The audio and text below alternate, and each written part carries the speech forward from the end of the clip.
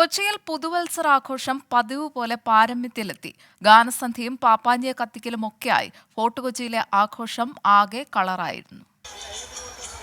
വൈകിട്ട് 6 മണിയോടെ തുടങ്ങി ഫോർട്ട് കൊച്ചിയിലെ ന്യൂ ഇയർ ആഘോഷങ്ങൾ. ഗാനസന്ധ്യ തുടങ്ങിയതോടെ കാണികൾ തയ്യാർ.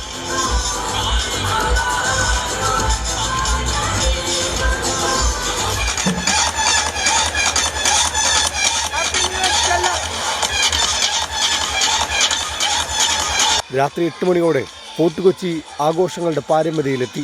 ഡിജെയും കരിമരുന്ന് വിസ്മയവും ന്യൂ ഇയർ ആഘോഷങ്ങൾ ഗംഭീരമാക്കി. കൃത്യം 12 മണിക്ക് പരേഡ് ഗ്രൗണ്ടിലെ പാപ്പാഞ്ഞിയെ അഗ്നിക്കിരയാക്കി.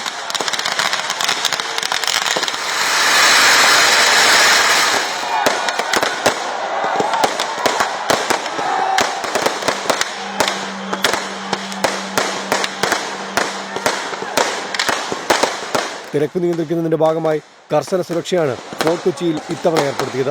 മുൻവർഷങ്ങളെ അപേക്ഷിച്ച് തിരക്ക് കുറവായിരുന്നെങ്കിലും ആഘോഷങ്ങൾക്ക് യാതൊരു കുറവുമുണ്ടായില്ല. കൊച്ചിൻ കാർണിവലിന്റെ ഭാഗമായ പ്രധാന ആഘോഷങ്ങൾ ഇന്നാണ് നടക്കുക. 24 കൊച്ചി. 24 അഞ്ചിന്റെ വജ്രത്തിളക്കം.